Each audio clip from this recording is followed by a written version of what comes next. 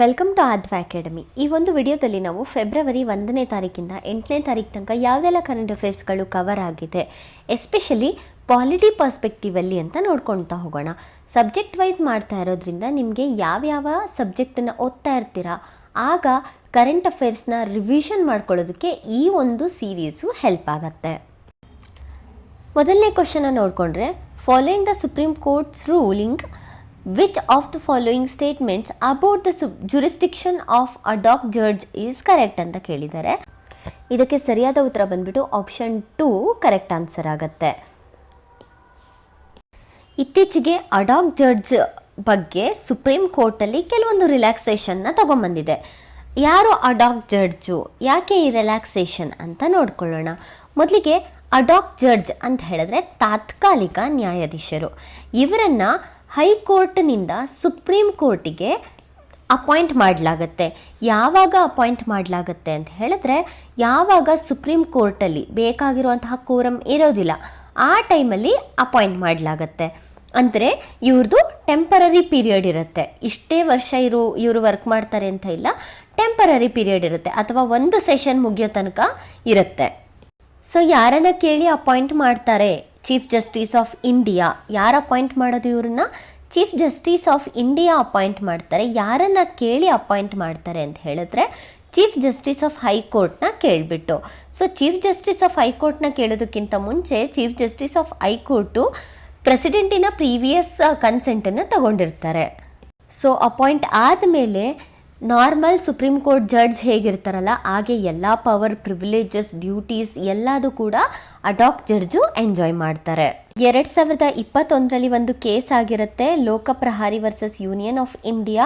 ಇದರಲ್ಲಿ ಏನು ಹೇಳಿರುತ್ತೆ supreme court ಅಂತ ಹೇಳಿದ್ರೆ, 20% ಇರಲೇಬೇಕು ಸ್ಟ್ರೆಂತ್, ಆವಾಗ ಮಾತ್ರ ನಾವು ಅಡ್ ಹಾಕ್ ಜಡ್ಜನ್ನ ಅಪಾಯಿಂಟ್ ಮಾಡಬೇಕು ಅಂತ ಹೇಳಿಬಿಟ್ಟು. ಬಟ್ ಇವಾಗ ಇಟ್ ರೂಲ್ಡ್ ದಟ್ ಅಡ್ ಹಾಕ್ appointments can be made even if vacancies do not exceed 20% ಅಂತ ಹೇಳಿದೆ. ಅಂದರೆ ಸ್ವಲ್ಪ ಈಸಿ ಮಾಡಿ ಕೊಟ್ಟಿದೆ.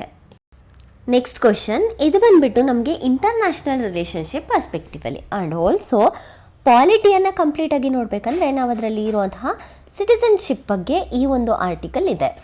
ಸೊ ಇಲ್ಲೇನಕ್ಕೆ ಇದು ಕ್ವಶನ್ ಇದೆ ಅಂತ ಹೇಳಿದ್ರೆ, ಇತ್ತೀಚೆಗೆ US ಅಲ್ಲಿ ಎಲೆಕ್ಷನ್ ಆಗುತ್ತೆ. ಎಲೆಕ್ಷನ್ ಆದಾಗ ಟ್ರಂಪ್ ಅವರು US ಹೊಸ ಪ್ರೆಸಿಡೆಂಟಾಗಿ ಹೊರಹೊಮ್ತಾರೆ, ಎಲೆಕ್ಟ್ ಆಗ್ತಾರೆ. ಸೊ ಎಲೆಕ್ಟ್ ಆದಮೇಲೆ ಕೆಲವೊಂದು ಎಕ್ಸಿಕ್ಯೂಟಿವ್ ರೆಸಲ್ಯೂಷನ್ಸ್ಗಳನ್ನ ಪಾಸ್ ಮಾಡ್ತಾರೆ. ಎಕ್ಸಿಕ್ಯೂಟಿವ್ ರೆಸಲ್ಯೂಷನ್ ಪಾಸ್ ಮಾಡಿದಾಗ ಏನಾಗುತ್ತೆ ಅಂತ ಹೇಳಿದ್ರೆ, ಆ US ಅಲ್ಲಿ ಇರೋ ಅಂತಹ ಯಾರೆಲ್ಲ ಬರ್ತ್ ಮೇಲೆ ಸಿಟಿಸನ್ಶಿಪ್ಪನ್ನು ತಗೊಂಡಿದ್ದಾರೆ ಅದನ್ನು ರಿಮೂವ್ ಮಾಡ್ತೀವಿ ಅಂತ ಹೇಳಿದ್ದಾರೆ. ಸೊ ಹಾಗಾಗಿ ಕೆಲವೊಂದಷ್ಟು ಭಾರತೀಯರು ಕೂಡ US ಅಲ್ಲಿ ಇದ್ದಾರೆ, ಅವರನ್ನು ಲಿಸ್ಟ್ ಮಾಡಿದ್ದಾರೆ ಕೂಡ. ಹಾಗಾಗಿ ಈ ಒಂದು ಇಶ್ಯೂ ನ್ಯೂಸಲ್ಲಿದೆ. ಕ್ವಶನ್ ನೋಡ್ಕೊಳ್ಳೋಣ. Which of the following best describe India's response to the US crack down on illegal immigration? ಇದಕ್ಕೆ ಉತ್ತರ ಬಂದ್ಬಿಟ್ಟು ಆಪ್ಷನ್ 2. ನಾವು ಅಗ್ರಿ ಮಾಡಿದ್ದೀವಿ. US ಅಲ್ಲಿರುವಂತಹ ಇಮಿಗ್ರೆಂಟ್ಸ್ಗಳನ್ನ ನಮ್ಮ ಭಾರತಕ್ಕೆ ವಾಪಸ್ ಕಳಿಸಿ ಅಂತ ಹೇಳಿಬಿಟ್ಟು ಅಗ್ರಿನ ಮಾಡ್ಕೊಂಡಿದ್ದೀವಿ. ಸೊ ಯಾಕೆ ನ್ಯೂಸಲ್ಲಿದೆ ಅಂತ ಗೊತ್ತಾಯಿತು. ಬಟ್ ಎಷ್ಟು ಜನ ಇಂಡಿಯನ್ಸ್ ಇದ್ದಾರೆ ಅಂತ ನೋಡ್ಕೊಳ್ಳೋಣ. ಸೇಮ್ ಇಶ್ಯೂ ಆಗಿತ್ತು 2024ರಲ್ಲಿ 1100 ಇಂಡಿಯನ್ಸು US ಅಲ್ಲಿದ್ದರು ಅಂತ ಹೇಳಿಬಿಟ್ಟು ಹೇಳಲಾಗಿತ್ತು. ಆದರೆ ಇವಾಗ ಟ್ರಂಪ್ ಅವರು ತಂದಿರುವಂತಹ ಇಮಿಗ್ರೇಷನ್ ಪಾಲಿಸೀಸ್ ಪ್ರಕಾರ 20,000 ಇಂಡಿಯನ್ಸು ಡಿಪೋರ್ಷನ್ನ ಫೇಸ್ ಮಾಡ್ತಾರೆ. ಅಂದರೆ ಭಾರತಕ್ಕೆ 20,000 ಇಂಡಿಯನ್ಸ್ನ ಕಳಿಸಲಾಗುತ್ತೆ. ಹಾಗೆಯೇ 7,25,000 ಇಂಡಿಯನ್ಸ್ ಅನ್ಡಾಕ್ಯುಮೆಂಟೆಡ್ ರಿಸೈಡ್ ಆಗಿದ್ದಾರೆ US ಅಲ್ಲಿ ಅಂತ ಹೇಳಲಾಗ್ತದೆ. Next question, which statement best summarises India stance in Trump's tariff regime? ಭಾರತದ ನಿಲುವೇನು ಟ್ರಂಪರ ಸುಂಕದ ಆಡಳಿತದಲ್ಲಿ ಅಂತ ಹೇಳಿ ಕ್ವಶನ್ನ ಕೇಳಿದ್ದಾರೆ. ಸೊ ಇದಕ್ಕೆ ಸರಿಯಾದ ಉತ್ತರ ಬಂದ್ಬಿಟ್ಟು option B. India was not included in the initial round of US trade restrictions and has proactively reduced its tariff on US exports to capitalize on shifting trade dynamic. Option B is the correct answer. So ಯಾಕೆ ಇದು ನ್ಯೂಸಲ್ಲಿದೆ ಅಂತ ನೋಡೋಣ.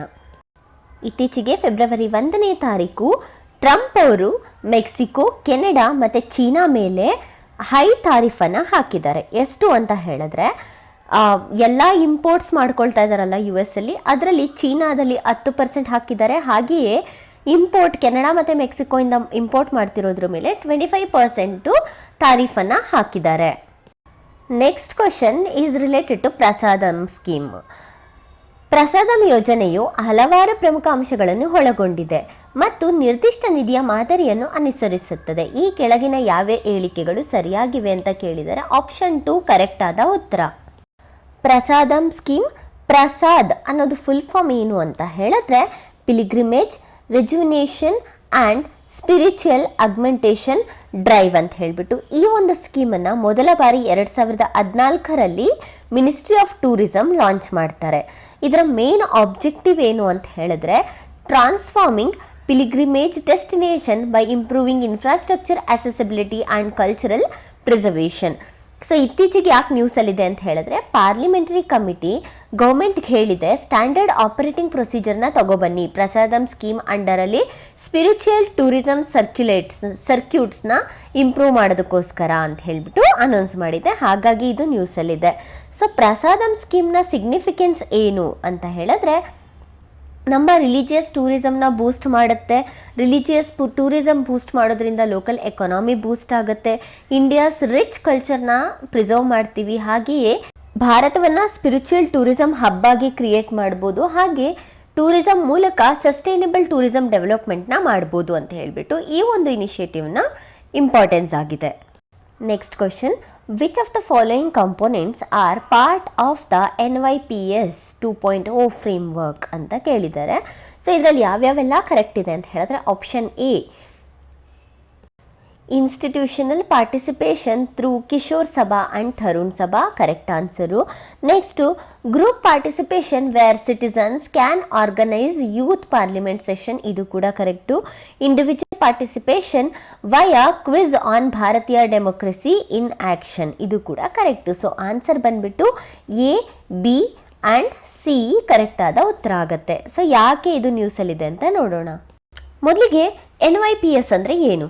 National youth parliament scheme ಅಂತ ಹೇಳಿಬಿಟ್ಟು. So ಏನು ಇದರ main objective, ಯಾಕೆ ಈ ಒಂದು ಸ್ಕೀಮನ್ನು ತಗೊಂಬಂದಿದ್ದಾರೆ ಅಂತ ಹೇಳಿದ್ರೆ ನಮ್ಮ ಭಾರತದ ಡೆಮೋಕ್ರಸಿಯನ್ನು ಸ್ಟ್ರೆಂಥನಿಂಗ್ ಮಾಡೋದಕ್ಕೆ, ಹಾಗೆಯೇ ನಮ್ಮ ಎಜುಕೇಷನ್ ಸಿಸ್ಟಮಲ್ಲಿ ಮತ್ತು ಸ್ಟೂಡೆಂಟ್ಸ್ಗಳಿಗೆ ನಮ್ಮ ಡೆಮೊಕ್ರೆಟಿಕ್ ವ್ಯಾಲ್ಯೂಸ್ನ ತಿಳಿಸ್ಕೊಡ್ಬೇಕು ಅಂತ ಹೇಳಿಬಿಟ್ಟು, ಮತ್ತು ಪಾರ್ಲಿಮೆಂಟ್ರಿ ಪ್ರಾಕ್ಟೀಸಸ್ಸು, ಗವರ್ನೆನ್ಸು, ಕಾನ್ಸ್ಟಿಟ್ಯೂಷನಲ್ ವ್ಯಾಲ್ಯೂಸ್ಗಳನ್ನ ಸ್ಟೂಡೆಂಟ್ಸ್ಗಳಿಗೆ ಗೊತ್ತಾಗೋ ರೀತಿಯಲ್ಲಿ ಮಾಡಬೇಕು ಅಂತ ಹೇಳಿಬಿಟ್ಟು ನ್ಯಾಷನಲ್ ಯೂತ್ ಪಾರ್ಲಿಮೆಂಟ್ ಸ್ಕೀಮನ್ನು ತಗೊಂಬಂದಿರೋದು. ಯಾರೆಲ್ಲ ಪಾರ್ಟಿಸಿಪೇಷನ್ ಇದರಲ್ಲಿ ಇರ್ತಾರೆ ಅಂದರೆ ಮೊದಲಿಗೆ ಇನ್ಸ್ಟಿಟ್ಯೂಷನಲ್ ಪಾರ್ಟಿಸಿಪೇಷನ್ಸ್ಗಳನ್ನ ನೋಡಿದ್ರೆ ಎಲ್ಲ ಯೂತ್ ಪಾರ್ಲಿಮೆಂಟ್ ಸಿಟ್ಟಿಂಗ್ ಗೈಡ್ಲೈನ್ಸ್ ಯಾರು ಇರ್ತಾರಲ್ವ ಎಲ್ಲ ಇರುತ್ತೆ. ಅಂದರೆ ಎಲ್ಲ ಎಜುಕೇಷನಲ್ ಇನ್ಸ್ಟಿಟ್ಯೂಷನ್ಸ್ ಇರುತ್ತೆ. ಹಾಗೆಯೇ ಇದರಲ್ಲಿ ಕೆಟಗರೀಸ್ ಬಂದುಬಿಟ್ಟು ಕಿಶೋರ್ ಸಭಾ ಮತ್ತು ತರುಣ್ ಸಭಾ ಇದೆ. ಕಿಶೋರ್ ಸಭಾ ಅಂತ ಹೇಳಿದ್ರೆ 6ನೇ ತರಗತಿಯಿಂದ 12ನೇ ತರಗತಿಯ ತನಕ, ಹಾಗೆ ಅಂಡರ್ ಗ್ರ್ಯಾಜುಯೇಟ್ ಅಂದರೆ UG ಮತ್ತು PG ಸ್ಟೂಡೆಂಟ್ಸ್ಗಳು ಕೂಡ ಪಾರ್ಟಿಸಿಪೇಟ್ಸ್ ಆಗಿರ್ತಾರೆ. ಅವರನ್ನು ತರುಣ್ ಸಭಾ ಅಂತ ಹೇಳಿ ಕರೆಯಲಾಗುತ್ತೆ. ನೆಕ್ಸ್ಟು ಗ್ರೂಪ್ ಪಾರ್ಟಿಸಿಪೇಷನ್ ಯಾವ ಥರ ಇರುತ್ತೆ ಅಂತ ಹೇಳಿದ್ರೆ ಈ ಪೋರ್ಟಲ್ ಗೈಡ್ಲೈನ್ಸಲ್ಲಿ ಅಂದರೆ ಯೂತ್ ಪಾರ್ಲಿಮೆಂಟ್ ಸೆಷನ್ಸ್ದು ಯಾವುದೆಲ್ಲ ಗೈಡ್ಲೈನ್ಸ್ ಇದೆ ಆ ಗೈಡ್ಲೈನ್ಸ್ ಪ್ರಕಾರ ಸ್ಟೂಡೆಂಟ್ಸ್ಗಳು ಗ್ರೂಪನ್ನು ಫಾರ್ಮ್ ಮಾಡ್ಬೋದಾಗತ್ತೆ. ಹಾಗೆಯೇ ಇಂಡಿವಿಜುವಲ್ ಪಾರ್ಟಿಸಿಪೇಷನ್ನು ಕ್ವಿಜ್ ಅಟೆಂಪ್ಟ್ಸ್ನ ಮಾಡ್ಬೋದು ಭಾರತೀಯ ಡೆಮೊಕ್ರಸಿ ಇನ್ ಆ್ಯಕ್ಷನ್ನ ಅಂಡರಲ್ಲಿ. ಸೊ ಇದ್ರದ್ದು ಥೀಮ್ ಬಂದುಬಿಟ್ಟು ಭಾರತೀಯ ಡೆಮೊಕ್ರಸಿ ಇನ್ ಆ್ಯಕ್ಷನ್. ಇದಿಷ್ಟು ನಮಗೆ ಪಾಲಿಟಿ ರಿಲೇಟೆಡು ಈ 10 ದಿನದಲ್ಲಿ ಬಂದಿರುವಂತಹ ಕಾನ್ಸೆಪ್ಟ್ ಆಗಿದೆ. ಇದನ್ನು ರಿವೈಸ್ ಮಾಡಿ ಇದರಲ್ಲಿ ಎಕ್ಸ್ಕ್ಲೂಸಿವ್ಲಿ ಪಾಲಿಟಿ ಅನ್ನೋದಕ್ಕಿಂತ ಪಾಲಿಟಿ ಮತ್ತು IR ಎರಡೂ ಕೂಡ ಮಿಕ್ಸಪ್ ಆಗಿದೆ. ಸೊ ಇದೇ ರೀತಿಯಾದಂತಹ ಹೆಚ್ಚಿನ ಕರೆಂಟ್ ಅಫೇರ್ಸ್ ಅಪ್ಡೇಟ್ಗಾಗಿ ನಮ್ಮ ಚಾನಲ್ನ ಶೇರ್ ಮಾಡಿ ಮತ್ತು ಸಬ್ಸ್ಕ್ರೈಬ್ ಮಾಡಿ. Thank you for watching.